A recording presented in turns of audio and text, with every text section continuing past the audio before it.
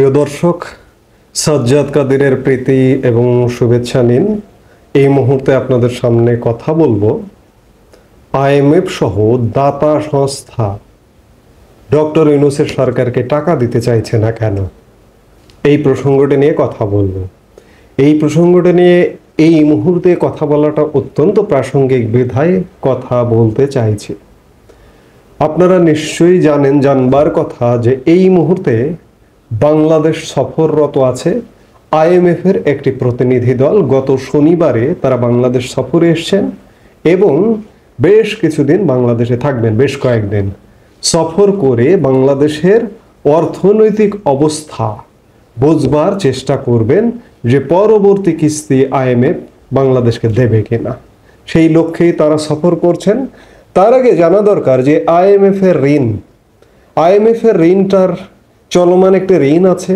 এই ঋণটার আমরা ইতোমধ্যে 3টি কিস্তি পেয়েছি এবং সেই কিস্তিগুলো আওয়ামী লীগ সরকারের আমলেই পেয়েছি।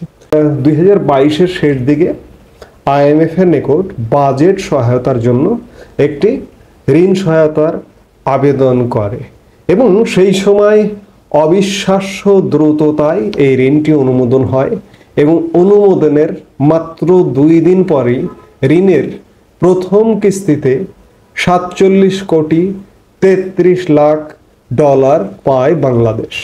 একই বছরের ডিসেম্বরে দ্বিতীয় কিস্তিতে আসে $68,10,00,000, অর্থাৎ 23-এর ডিসেম্বরে $68,10,00,000 পায় এবং 2024-এর জুনে, অর্থাৎ আওয়ামী লীগ সরকার পতনের এক মাস আগে জুন মাসে তৃতীয় কিস্তিতে ছাড় পায় $115 কোটি। প্রতিশ্রুত ঋণের মধ্যে বাকি আছে $239 কোটি, যা 2026 সালের মধ্যে আরও 4 কিস্তিতে পাওয়ার কথা। 2025-এর আমরা প্রায় ফার্স্ট কোয়ার্টার শেষ করে ফেলেছি। এখন পর্যন্ত চতুর্থ কিস্তি ঋণের ছাড়ের কোনো আলামত নেই। এই সরকারের বয়স 8 মাস হয়ে গেছে। এই সরকার প্রথমে গল্প করেছিল জানুয়ারি মাসে বা ফেব্রুয়ারি মাসে ঋণের ছাড় হবে, কিন্তু সেটি পরবর্তীতে জুন মাসে চলে গেছে এবং জুন মাসে ঋণটি ছাড় হবে কিনা সেটি যাচাই বাছাই করতে এসছে আইএমএফ এর প্রতিনিধি দল। বিভিন্ন সূত্রের বরাত দিয়ে জানা যাচ্ছে যে আইএমএফ বর্তমান অন্তর্বর্তী সরকারকেও বিভিন্ন প্রেসক্রিপশন দিয়েছিল। এর মধ্যে রাজস্ব আহরণ বৃদ্ধি করা, কর আরোপ করে হলেও রাজস্ব আহরণ বৃদ্ধি করা, কর অবকাশ সুযোগ সুবিধা আছে অনেক ক্ষেত্রে, সেসব বিলোপ করা, বিভিন্ন প্রেসক্রিপশন। আপনারা আইএমএফ এর প্রেসক্রিপশনের ফলাফল ইতিমধ্যেই পেয়েছেন। গত জানুয়ারি মাসে প্রায় শতাধিক পণ্যের উপর বাজেট ছাড়া বাংলাদেশের ইতিহাসে নজিরবিহীনভাবে শতাধিক পণ্যের উপর ট্যাক্স আরোপ করা হয়েছিল। এত ট্যাক্স আরোপ করার পরেও আশানুরূপ রাজস্ব এখনো পর্যন্ত হয়নি। এনবিআর এর সবশেষ তথ্য অনুযায়ী অর্থ বছরের প্রথম 9 মাসে রাজস্ব আদায় হয়েছে 2,52,000 কোটি টাকা, অর্থাৎ বাকি 3 মাসে আদায় করতে হবে আরো 1,98,000 কোটি টাকা, অর্থাৎ প্রায় 4.5 লক্ষ কোটি টাকার রাজস্ব আদায়ের বিপরীতে আদায় হয়েছে 2.5 লাখের মতো রাজস্ব আদায়। এবং বাকি 3 মাসের মধ্যে এই যে আমরা এখন চতুর্থ প্রান্তিকে অবস্থান করছি বাজেটের, এই চতুর্থ প্রান্তিকের মধ্যে 2 লক্ষ কোটি টাকা রাজস্ব আদায় করতে হবে। বাস্তবতা হলো এটি কি সম্ভব? 9 মাসে যে এখানে 2.5 লক্ষ কোটি টাকা মানে 2,52,000 কোটি টাকা রাজস্ব আদায় হয়েছে, বাকি 3 মাস বা চতুর্থ প্রান্তিকে 2 লক্ষ কোটি টাকা, 50,000 কোটি টাকা রাজস্ব আদায় হবে কিনা সে ব্যাপারে যথেষ্ট সন্দেহের অবকাশ আছে। সেই জায়গা থেকে সরকারের তরফ থেকে যে গল্প মারা হচ্ছে যে জুনে আইএমএফ এর চতুর্থ এবং পঞ্চম কিস্তি একসাথে পাওয়া যাবে, এটি এখন পর্যন্ত বিশ্বাসযোগ্যতা নেই। এবং এটি যে পাবেন না, আজকে কথা বলছি এপ্রিলের শুরুতে, জুন মাসে মিলিয়ে নিন, কারণ রাজস্ব আহরণ ভয়ানক রকমের ঘাটতি। সরকার বিভিন্নভাবে দেখিয়ে দিচ্ছে আমাদের রিজার্ভ এই, আমাদের রেমিটেন্স আসছে প্রচুর, আমাদের রপ্তানি হচ্ছে, কিন্তু বাস্তবতা আপনাদেরকে সম্পূর্ণ শুভঙ্করের ফাঁকি বোঝাচ্ছে। রেমিটেন্স যেটি আসবার, যে বিদেশি ভাইরা, যে প্রবাসী ভাইরা আমাদের আছেন, তারা প্রবাসী আয় যতটুকু পাঠার সেটি পাঠাবেন, কিন্তু আমাদের রপ্তানিতে ব্যাপক ঘাটতি শুরু হয়ে গেছে। ইতিমধ্যে প্রায় 400-500 শিল্প কারখানা বন্ধ হয়ে গেছে। এই শিল্প কারখানা রপ্তানিমুখী শিল্প কারখানা, এই রপ্তানিগুলো বন্ধ হয়ে গেছে। এই যে আজ থেকে মার্কিন শুল্ক, আজ মার্কিন যুক্তরাষ্ট্রের সময় অনুযায়ী রাত 12টা 1 মিনিট থেকে বাংলাদেশি পণ্যের উপর 52% শুল্ক আরোপ হবে। এতে করে মার্কিন যুক্তরাষ্ট্রে পণ্য রপ্তানির দুয়ার বন্ধ হয়ে গেল। বাংলাদেশ অর্থনৈতিকভাবে যে কত বড় বিপর্যয়ের মুখে সামনের দিনে পড়তে যাচ্ছে, আজকে 2025-এ এসেও বাংলাদেশের মানুষ যদি না বোঝেন, একটু সচেতনভাবে যদি খেয়াল না করেন, আপনারা এই শুভঙ্করের ফাঁকির গল্প শুনে আপনারা শুধু গল্পই শুনবেন, বাস্তবতা ভিন্ন। গল্প শুনতে শুনতে হঠাৎ করে দেখবেন শুরু হয়ে গেছে মহা দুর্ভিক্ষ, মহা দুর্যোগ, মহা অর্থনৈতিক বিপর্যয়। এই কারণেই এগুলো বলা। আপনারা চিন্তা করুন, আজকে এই যে আওয়ামী লীগ সরকারের বিভিন্ন নেতিবাচক কথা বলা হয়, আওয়ামী লীগ সরকার যখন ক্ষমতা থেকে চলে যায় 2024 সালের 5 আগস্ট সময়কালে, সেই সময় রিজার্ভের পরিমাণ কত ছিল? $20 বিলিয়ন। এখনো পর্যন্ত রিজার্ভের পরিমাণ $20 বিলিয়ন আশপাশ দিয়ে ঘুরফির করা সরকার হিসেবটি দেখাচ্ছে কেন? কিসের ভিত্তিতে? এই যে আওয়ামী লীগ সরকারের নামে দুর্নাম গাইছেন, আওয়ামী লীগ সরকারের নামে দুর্নাম আছে, কিছু স্বীকার করছি, অর্থ পাচার আছে, ঘুষ আছে, দুর্নীতি আছে, ইত্যাদি অনেক কিছু আছে।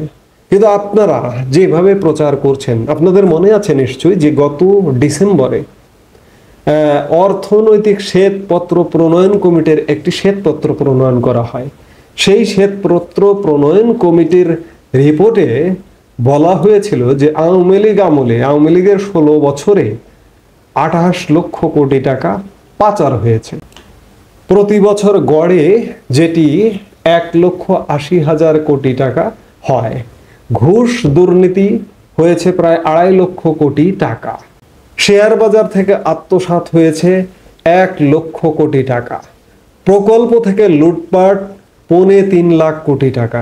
এই যে বিশাল বিশাল অ্যামাউন্ট, সেই সময়ও আওয়ামী লীগের এত পাচার, এত লুটপাটের ঘটনা শ্বেতপত্র প্রণয়ন কমিটি তুলে এনেছে। এই শ্বেতপত্র প্রণয়ন কমিটির এসব তথ্য উপাত্ত কতটুকু সত্য আমরা জানি না। এই যে এত লুটপাটের সময়ও আমরা আওয়ামী লীগ আমলে আমাদের রিজার্ভের পরিমাণ $48 বিলিয়ন আমরা দেখেছিলাম করোনাকালে। কি কারণে দেখেছিলাম সেটি একটু বলে নেই।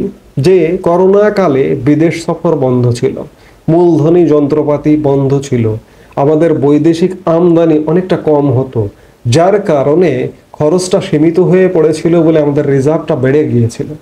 আজকে যদি বলি 8 মাসে মোহাম্মদ ইউনূসের সরকারের ভেতরে এমন প্রশংসায় প্রশংসিত করা হচ্ছে যে 8 মাসে ধরে নিন যে অর্থ পাচার হচ্ছে না। পাচার, ঘুষ, শেয়ার বাজারে আত্মসাৎ, প্রকল্প থেকে লুটপাট, এই সব কিছু মিলিয়ে মান্থলি ধরে নিতে পারেন যে প্রায় $3 বিলিয়ন মতো বেঁচে যাচ্ছে।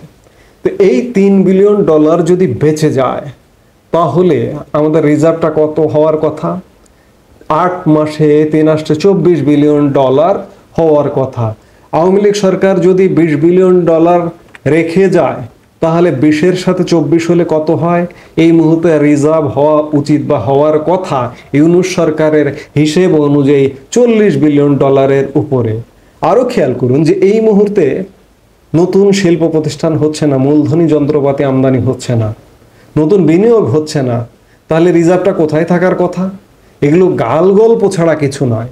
কারণ বাস্তবতার নিরিখে যখন দাতা সংস্থা হিসেব করতে আসছে, এই যে IMF হিসেব করতে এসছে যে বাংলাদেশের অর্থনৈতিক স্ট্রেংথটা কি, অর্থনৈতিক অবস্থাটা কি, তখন হিসেবের কিন্তু ব্যাপক গরমিল এবং শুভঙ্করের ফাঁকি দেখতে পাচ্ছে।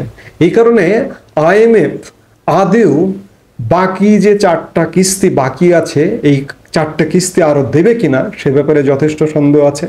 গত 8 মাসে পৃথিবীর কোনো দাতা সংস্থা, ওয়ার্ল্ড ব্যাংক বলুন, ADB বলুন, জাইকা বলুন, কিংবা কোনো দাতা দেশ থেকে বাংলাদেশে $1 পরিমাণ টাকা ঢুকেছে এই প্রমাণ কেউ দেখাতে পারবেন না।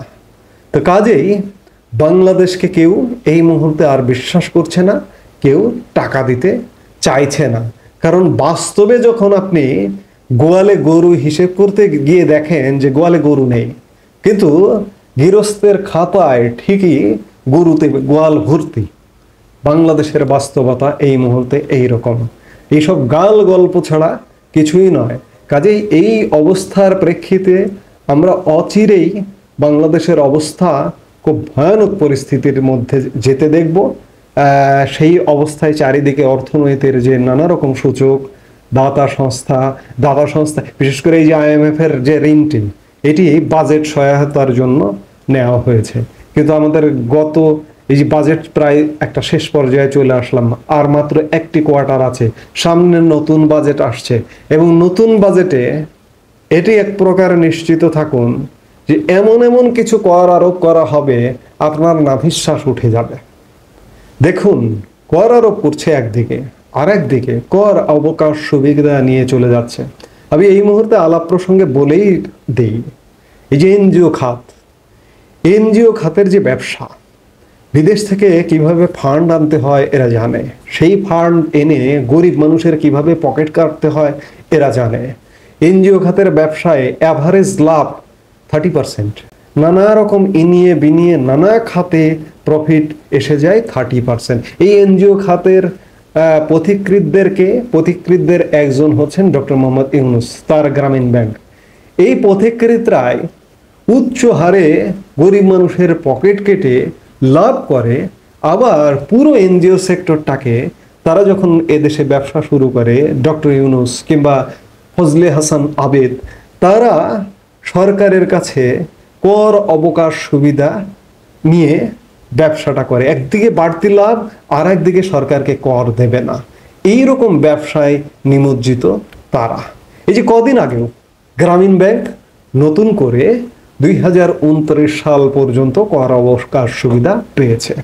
আগামী বাজেটে যদি কর আরোপ করতে হয় কিংবা কর অবকাশ সুবিধা বিলোপ করতে হয়, সবার আগে আপনাদের এনজিও খাতে কর অবকাশ সুবিধা বিলোপ করবেন, অন্য কোনো খাতে করবার আগে। নইলে বাংলাদেশের মানুষ কিন্তু জবাব দেবে। আমি যেটি দিয়ে আলাপ শুরু করেছিলাম যে বর্তমান অন্তর্বর্তীকালীন সরকারকে কেউ বিশ্বাস করতে পারছে না, কেউ আর্থিক সহযোগিতা, দান, অনুদান কোনো কিছুই বাস্তবে দিচ্ছে না। প্রতিশ্রুতি আপনি পাবেন, বিভিন্ন জায়গার প্রতিশ্রুতির কথা। আমি বারবার একটি উদাহরণ দেই যে ডক্টর ইউনূস গত সেপ্টেম্বরে জাতিসংঘের সাধারণ পরিষদের অধিবেশনে গিয়েছিলেন, সেখান থেকে প্রতিশ্রুতি নিয়ে এসেছিলেন বিলিয়ন ডলার ঋণ সাহায্য। কিন্তু সেই বিলিয়ন ডলার তো দূরের কথা, $2-4-5 আজ পর্যন্ত বাংলাদেশে ঢোকেনি এবং আগামী দিনেও ঢোকবার কোনো সম্ভাবনা নেই। বিগত সরকারের আমলে যে চলমান ঋণগুলো ছিল সেগুলো আসতে জটিলতা শুরু হয়েছে। এই হচ্ছে বর্তমান অন্তর্বর্তী সরকারের অবস্থা। এই মুহূর্তে এ পর্যন্তই। সবাই ভালো থাকুন, সুস্থ থাকুন। আমাদের ভিডিওগুলো নিয়মিত পেতে সাবস্ক্রাইব করুন Sajjad Kadir and the legends YouTube channel এবং লাইক, কমেন্ট, শেয়ার করে সাথে থাকুন।